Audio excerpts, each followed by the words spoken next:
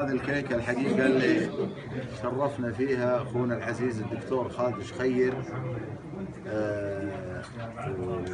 يعني وأعيد حقيقة الشكر الكامل للجميع لكل الحاضرين، وأيضا لأخونا العزيز سعد العجمي وأخي العزيز أحمد الدمخي. وين أبو عثمان؟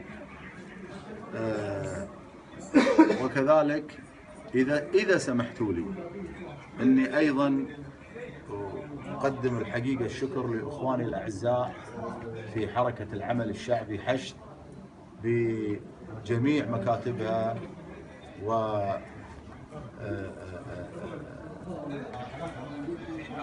رجالها ونسائها، ونتمنى للجميع. شو القصة يا محمد؟ وين؟ شوف لعب في الدعوة. عطني صحن. عطني صحن. وهذه طال عمرك.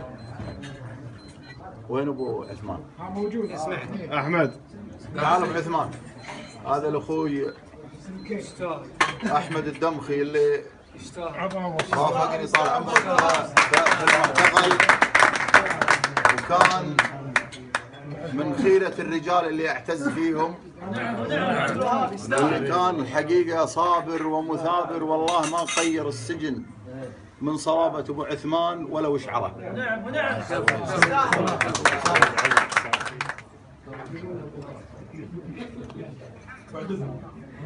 وهذا صاحب الدعوة الأخ العزيز الدكتور خالد شخير.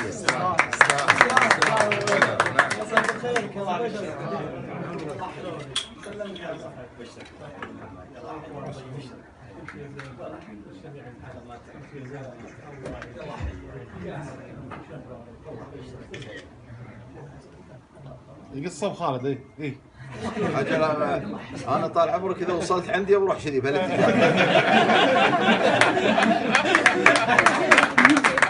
هذه تصلح لأبو محمد. وينك أبو محمد؟ ولا مني هو يقص صورته. إذا مو صورته لا يعطيني عواتني مني ولا هو يقص صورته. هو يقص صورته. حاضر والله يا أبو فهد، تستاهل. تفضل. هذا أخونا نائب الأمين العام أبو فهد فواد مصعب. محمود بس فرزة شنو لك؟